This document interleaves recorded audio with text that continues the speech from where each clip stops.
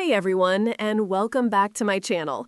Before we dive into today's story, I need you to grab a tissue box. Seriously, you're going to need it. This is one of those stories that will stay with you long after the video ends. If you're new here, I share real stories of triumph, heartbreak, and the incredible strength of the human spirit. So hit that subscribe button and ring the notification bell because, trust me, you don't want to miss what happens next. My name is Jamie, and today's story is about Donna. It starts with what should have been the happiest night of her life, the night before her wedding. But sometimes life has other plans. The rain was tapping gently against the hotel window when Donna's phone rang at 11:47 p.m. She remembered the exact time because she'd been lying in bed, staring at the ceiling, too excited to sleep. Tomorrow was supposed to be her wedding day, the day she'd dreamed about since she was a little girl playing dress-up in her mother's closet. Her wedding dress hung pristine and perfect on the closet door, a vision in ivory silk that had taken her months to find. The flowers were arranged, the cake was decorated, and 150 guests were expected to witness her marry Marcus, the man she'd loved for 3 years. Everything was perfect. Too perfect, perhaps. When she saw Marcus's name on her phone screen, her heart fluttered with that familiar warmth. Maybe he couldn't sleep either. Maybe he was calling to tell her how much he loved her, how excited he was to start their life together. "Hey, baby," she answered softly, her voice filled with the kind of tenderness that comes from deep, secure love. "Can't sleep either?" But the voice that responded wasn't Marcus's. It was his mother's. Cold, clipped, and carrying the weight of finality. "Donna, this is Margaret. We need to talk." The warmth drained from Donna's body like water from a broken vessel. Margaret had never called her directly, and certainly never this late. In the 3 years she'd known Marcus, his mother had maintained a polite but distant relationship with her, the kind of politeness that felt more like tolerance. "Mrs. Henderson, is everything okay? Is Marcus all right?" "Marcus is fine, but the wedding is not happening." The words hit her like a physical blow. Donna sat up in bed, her heart hammering against her ribs. "What do you mean? What's wrong?" "We've had time to think, and we've realized this marriage would be a mistake. You're not what we envisioned for our son. You don't come from the right background, you don't have the right connections, and frankly, you're not worthy of the Henderson name." Each word was delivered with surgical precision, designed to cut deep. Donna felt the room spinning around her, the carefully constructed reality of her life crumbling in real time. "I don't understand," she whispered, her voice breaking. "Where is Marcus? I need to talk to Marcus." "Marcus agrees with us. He's realized that marrying beneath his station would be detrimental to his career, his future, and our family's reputation. The wedding is canceled. We've already contacted the vendors." The phone felt heavy in Donna's trembling hands. You've already canceled everything? Without talking to me?" "There's nothing to discuss. We'll handle the financial aspects. You just need to inform your guests and return the ring." The line went dead.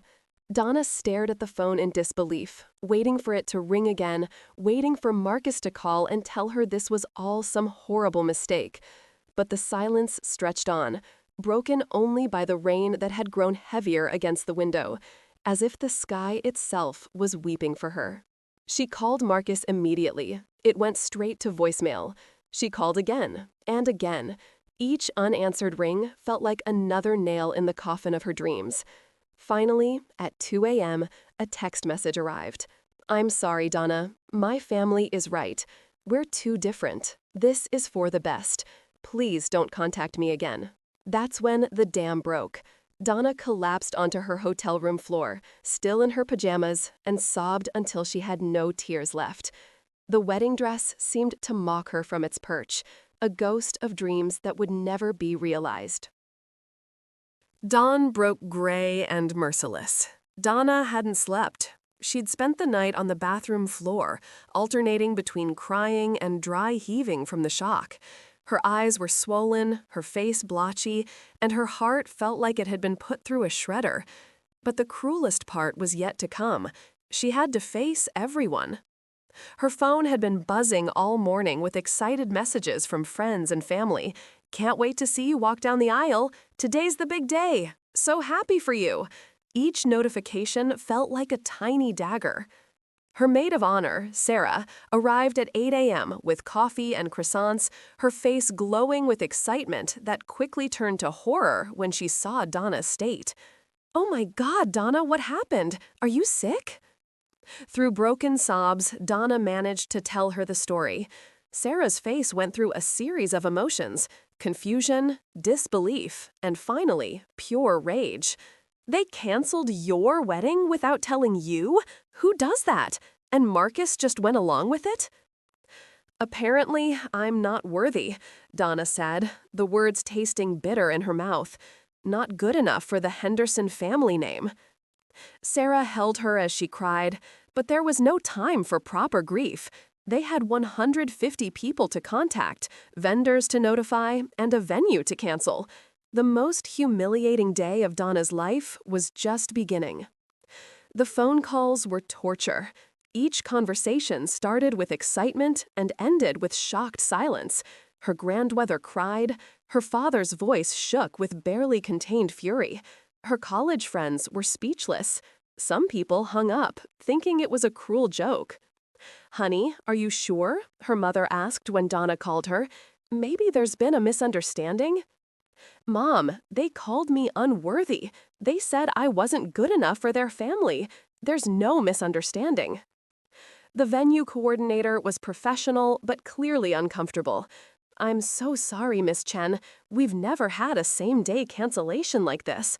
The Henderson family's representative called this morning and handled all the financial arrangements." Even in their cruelty, they had been efficient. By noon, word had spread through their social circle like wildfire. Donna's phone buzzed with messages of support, but also with the kind of morbid curiosity that follows public humiliation. She could imagine the whispered conversations. "Did you hear about Donna? Can you believe they canceled the day of? I always thought Marcus was too good for her anyway."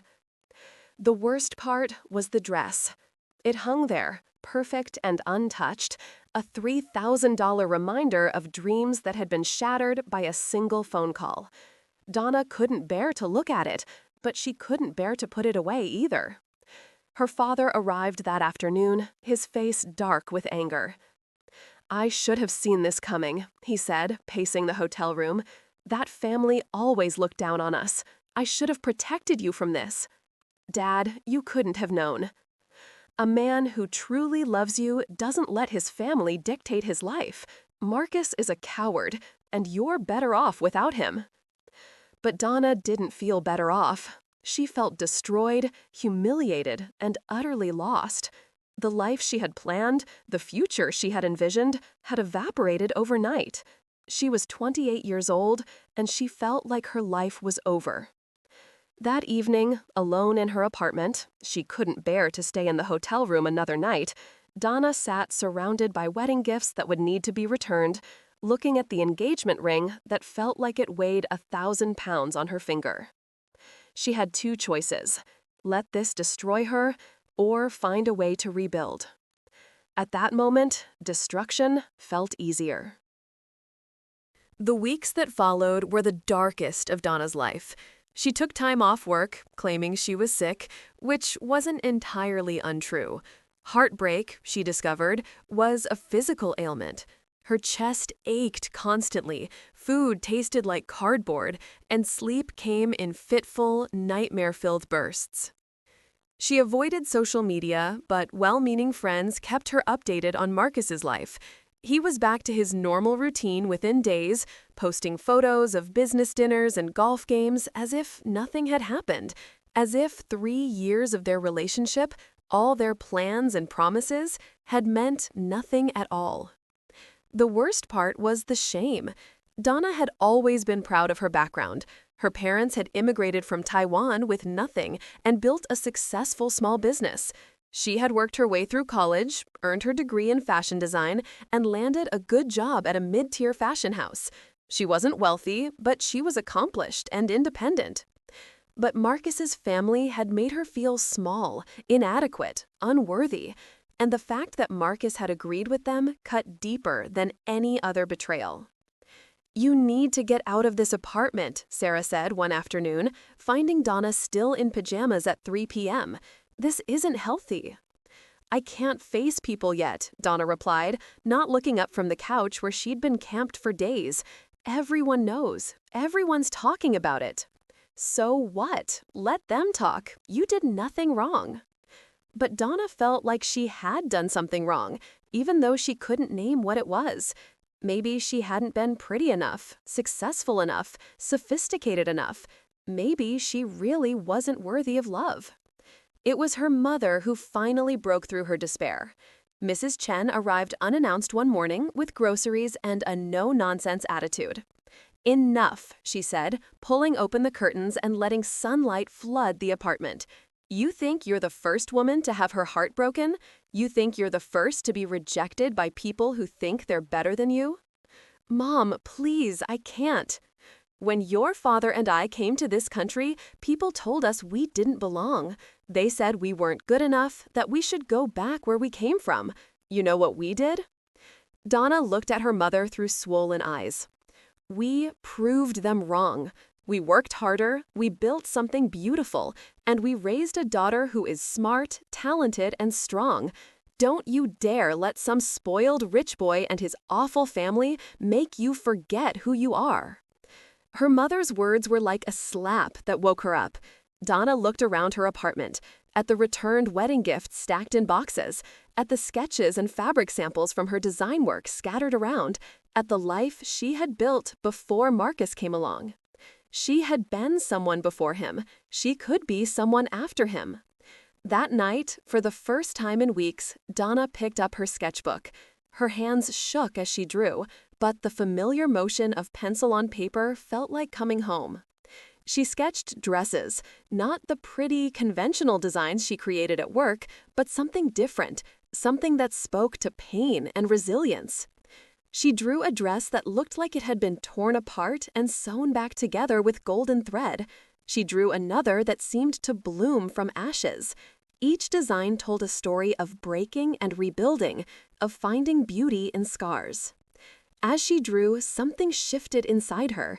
The pain was still there, but it was transforming into something else, something powerful. 6 months after the wedding that never was, Donna made a decision that would change everything. She quit her job.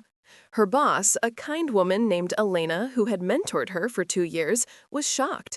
"Donna, you're one of our most talented designers. Are you sure about this?" "I need to create something that's mine," Donna explained, her voice steadier than it had been in months. "I need to tell stories that matter." She had been working on her designs in secret, creating pieces that spoke to women who had been broken, rejected, or told they weren't enough. Each dress was a work of art, incorporating elements that symbolized healing and strength. Her first creation was called Phoenix, a stunning gown that appeared to be made of ashes at the bottom, gradually transforming into golden flames toward the top. The craftsmanship was exquisite, every detail carefully planned to tell the story of rising from destruction. She rented a small studio space in the Arts District, using her savings and a small loan from her parents. The space was tiny, barely big enough for a cutting table and her sewing machine, but it was hers. "What are you going to call it?" Sarah asked, helping her move in. Donna looked around the empty space, imagining it filled with her creations. "Revive," she said without hesitation. "It's about coming back to life." The first year was brutal. Donna worked 18-hour days, designing, sewing, marketing, and managing every aspect of the business herself. She lived on ramen noodles and coffee, poured every penny back into the company, and faced rejection after rejection from buyers and investors. But she also found something she had never experienced before: complete creative freedom. Each piece she created was infused with emotion, with story, with purpose. She wasn't just making clothes, she was creating armor for women who needed to feel strong. Her breakthrough came at a small fashion show in a local gallery. She had managed to scrape together enough money to showcase 5 pieces, each one representing a different stage of healing from heartbreak. The audience was small, maybe 30 people, but among them was Isabella Rodriguez, a fashion blogger with a significant following. Isabella was immediately drawn to Donna's work. "These aren't just dresses," Isabella said after the show. "They're therapy, they're poetry, they're everything I've been looking for in fashion." Isabella's blog post about Revive went viral. Within 48 hours, Donna's phone was ringing constantly with orders, interview requests, and collaboration offers. Her small studio was suddenly too small. "I don't understand what's happening," Donna told Sarah, staring at her laptop showing hundreds of new followers and dozens of orders. "You're happening," Sarah replied. "You took your pain and turned it into something beautiful. People recognize that. They need that." The orders kept coming. Women wrote to her, sharing their own stories of heartbreak and rejection, telling her how her designs made them feel powerful and beautiful. Each message reminded Donna why she had started this journey. One email particularly moved her. "Dear Donna, I'm wearing your resilience dress to my ex-husband's wedding. For the first time since our divorce, I feel like myself again. Thank you for giving me back my strength." By year 3, Revive had outgrown 3 different studio spaces and employed 15 people. Donna's designs were being featured in major fashion magazines, worn by celebrities, and sold in high-end boutiques across the country. But success hadn't changed her core mission. Every piece still told a story of overcoming adversity. Her collections had names like Unbreakable, Second Chances, and Worth. Each dress was still crafted with the same attention to detail and emotional resonance that had made her first pieces special. The fashion industry took notice. Donna was invited to New York Fashion Week, where her show received a standing ovation. Fashion critics called her work revolutionary and healing. Vogue featured her on their cover with the headline, "The Designer Who Turns Pain into Power." But the moment that truly validated her journey came when she received a call from the Council of Fashion Designers of America. They wanted to give her their Emerging Designer Award. Standing on that stage, accepting the award, Donna thought about the woman she had been 5 years earlier, broken, humiliated, convinced she wasn't worthy of love or success. That woman felt like a stranger now. "This award isn't just mine," she said in her acceptance speech. "It belongs to every woman who has been told she isn't enough, who has been rejected or dismissed or made to feel small. We are worthy. We are enough, and we have the power to create our own worth." The audience erupted in applause, but Donna's eyes found her parents in the crowd. Her mother was crying, her father beaming with pride. They had sacrificed so much to give her opportunities, and now she was using those opportunities to lift up other women. Revive continued to grow. Donna opened flagship stores in New York, Los Angeles, and Chicago. She launched a more affordable line so that her message of empowerment could reach more women. She started a foundation that provided business mentorship to women entrepreneurs who had faced significant personal setbacks. But perhaps most importantly, she never forgot where she came from. In her office, she kept a photo from that terrible night before her wedding, not to dwell on the pain, but to remember how far she had traveled.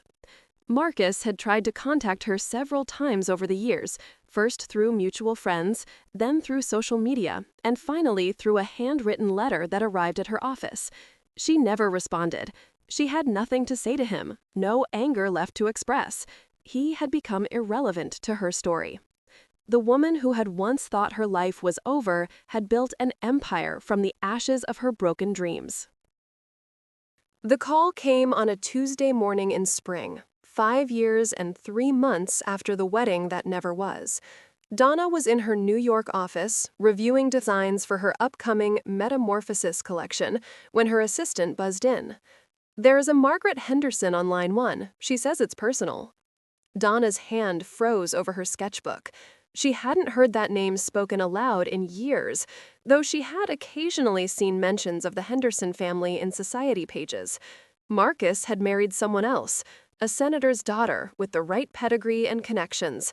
They looked perfectly miserable in their engagement photos. "Put her through," Donna said, surprised by how steady her voice sounded. "Donna, this is Margaret Henderson. I hope you remember me." How could she forget? Margaret's voice was exactly the same, crisp, authoritative, with that undertone of superiority that had once made Donna feel so small. "Hello, Mrs. Henderson. What can I do for you?"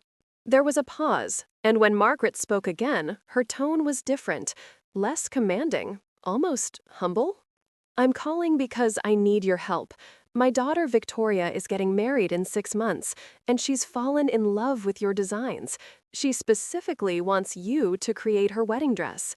The irony was so perfect it almost made Donna laugh. The woman who had called her unworthy now needed her expertise for her own daughter's wedding. "I see," Donna said carefully. "And you're comfortable with me designing for your family?" Another pause. "Donna, I owe you an apology. What we did to you was unconscionable. The way we treated you was wrong, and I've regretted it every day since." Donna leaned back in her chair, processing this unexpected turn. "Why now, Mrs. Henderson?" "Because I've watched what you've built. I've seen how you've used your pain to help other women. I've read the interviews where you talk about grace and forgiveness, and I've realized that you became everything I thought you weren't: successful, influential, worthy of respect. But you were always those things. I was just too blind to see it." The admission hung in the air between them. Donna thought about the woman she had been 5 years ago and how these words would have meant everything to her then. Now, they felt like validation she no longer needed. "Your daughter wants me specifically?" "She's followed your work for years. She says you're the only designer who creates dresses that tell stories, and she wants her story to be one of hope and new beginnings. She doesn't know about our history. I haven't told her what happened between us." Donna considered this. Victoria Henderson was innocent in all of this, just a young woman who wanted to feel beautiful on her wedding day. Every woman deserved that, regardless of her family's past actions. "I'll need to meet with her," Donna said finally. "If we're going to work together, it needs to be about her vision, her story, not about our past." "Of course. Thank you, Donna. This means more than you know." After hanging up, Donna sat in her office for a long time, looking out at the Manhattan skyline. 5 years ago, she would have seen this as an opportunity for revenge, a chance to reject the family that had rejected her. But the woman she had become understood that revenge was a poison that hurt the person carrying it more than its intended target. She had already won, not by defeating the Hendersons, but by becoming someone who didn't need their approval to know her own worth.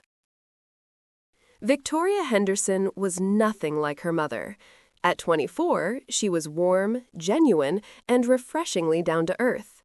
When she came to Donna's studio for their first consultation, she was practically vibrating with excitement.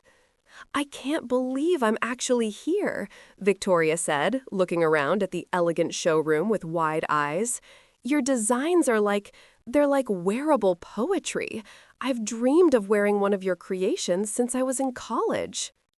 Donna found herself genuinely liking the young woman. Victoria had done her research, understanding the deeper meaning behind Revive's collections. She wasn't just looking for a pretty dress. She wanted something that represented her journey to finding love after overcoming her own struggles with anxiety and self-doubt. "Tell me about your story," Donna said, settling into her consultation chair. "What do you want your dress to say?" Victoria's eyes lit up. "I want it to say that I'm not perfect, but I'm perfectly me. I want it to show that I've learned to love myself first, which made it possible to love someone else. And I want it to be hopeful, like a sunrise after a long night." As Victoria spoke, Donna began sketching. The design that emerged was unlike anything she had created before. A gown that seemed to capture light and hold it, with delicate beadwork that resembled dewdrops catching the first rays of dawn. It was sophisticated, yet youthful, strong, yet tender. "Oh my God," Victoria breathed when Donna showed her the sketch. It's perfect. It's exactly what I couldn't put into words. Over the following months, Donna worked closely with Victoria on the dress. Each fitting was a joy. Victoria was enthusiastic, grateful, and treated everyone in the studio with genuine kindness. She was everything her mother wasn't, and Donna found herself genuinely invested in making sure Victoria's wedding day was perfect. Margaret came to one of the fittings, and the tension in the room was palpable. But she said nothing inappropriate, simply watching as her daughter glowed in the partially completed gown. "It's beautiful," Margaret said quietly to Donna as Victoria admired herself in the mirror. "You've captured something special in her." "She made it easy," Donna replied. "She knows who she is." Margaret looked at her with something that might have been regret. "I wish I had been more like her when I was younger, more open, more accepting. I might have made better choices." It was as close to a real apology as Donna was likely to get, and she found she didn't need anything more. The dress was completed 2 weeks before the wedding. When Victoria came for her final fitting, she cried when she saw herself in the mirror. "I feel like a queen," she whispered, "but also like myself. How did you do that?" "That's all you," Donna said, adjusting the final details. "I just gave you a canvas to show the world who you already were." On the day of Victoria's wedding, Donna received a text with a photo. Victoria looked radiant, absolutely glowing with happiness in her Revive gown. The message read, "Thank you for making me feel like the most beautiful version of myself. This dress will always remind me that I am enough, exactly as I am." Donna smiled, remembering her own wedding dress hanging unused in a hotel room 5 years earlier. That dress had represented dreams that weren't meant to be. This dress represented dreams fulfilled, not just for Victoria, but for Donna herself. She had turned her greatest humiliation into her greatest triumph, not through revenge, but through grace. And that, my friends, is where Donna's story brings us full circle. From that devastating phone call the night before her wedding to building a global fashion empire worth millions, Donna's journey proves that sometimes our greatest setbacks become the setup for our greatest comebacks. But here's what I find most beautiful about this story. Donna could have chosen revenge. She could have publicly humiliated the Henderson family. She could have refused to design Victoria's dress or used the opportunity to settle old scores. Instead, she chose grace. Grace isn't about being weak or letting people walk over you. Grace is about being so secure in your own worth that you don't need to tear others down to build yourself up. Grace is about understanding that the best revenge is living well, loving deeply, and lifting others up along the way. Today, Revive is a $100 million company with stores in 12 countries. Donna has been featured on the cover of every major fashion magazine, has dressed celebrities and royalty, and has been named one of the most influential designers of her generation. But more importantly, she's helped thousands of women find their strength and tell their stories through fashion. Marcus? Well, his marriage to the senator's daughter lasted exactly 18 months. He's currently on his third wife and works for his father-in-law's company. He never built anything of his own, never took a risk, and never grew beyond the small, scared man who let his family make his decisions for him. As for Margaret Henderson, she became one of Revive's biggest supporters, quietly recommending Donna's designs to her social circle and even making a significant donation to Donna's Foundation for Women Entrepreneurs. But the most beautiful part of this story isn't the success or the vindication, it's the transformation. Donna didn't just survive her heartbreak, she alchemized it into something golden. She took the worst night of her life and turned it into the foundation for helping other women feel worthy, beautiful, and strong. The last time I checked, Donna was engaged to a wonderful man who loves her exactly as she is, a successful artist who sees her strength as beautiful and her scars as proof of her resilience. Their wedding is planned for next spring, and this time, she's designing her own dress. She says it's going to tell the story of a woman who learned that she was always worthy of love. She just had to believe it herself first. So if you're watching this and you're going through your own dark night, remember Donna's story. Remember that rejection is redirection, that closed doors often lead to open windows, and that sometimes the people who hurt us the most are actually doing us the biggest favor by showing us what we don't want in our lives. Your worth isn't determined by who chooses you or rejects you.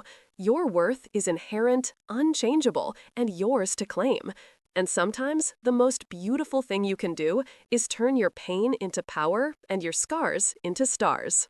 If this story touched your heart, please give it a thumbs up. It really helps the channel grow and allows me to share more stories like this one. And if you're not already subscribed, hit that subscribe button and ring the notification bell because I share incredible stories of triumph over adversity every day. Drop a comment below and let me know. Have you ever had a moment that felt like the end but turned out to be a new beginning? I love reading your stories. And who knows, maybe your story will inspire the next video.